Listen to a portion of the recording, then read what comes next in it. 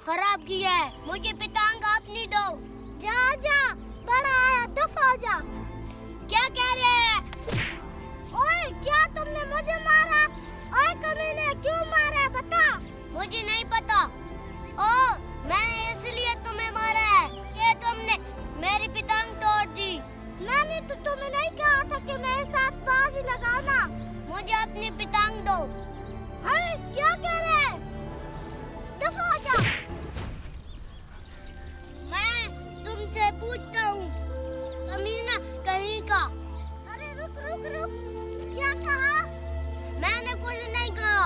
ओह, मेरे कान खुले हुए हैं, मुझे सब सुनाई देता है। कमीना कहीं का। दफा हो जा।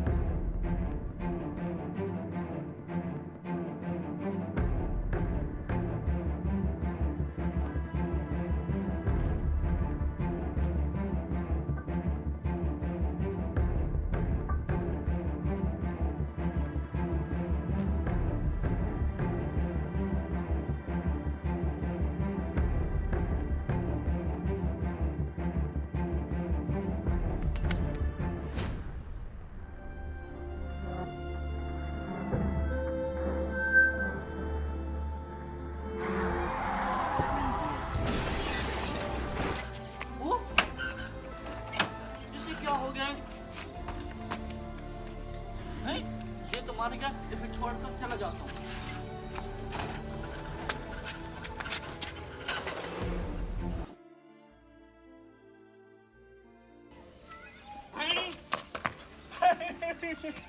मेरे बेटे को क्या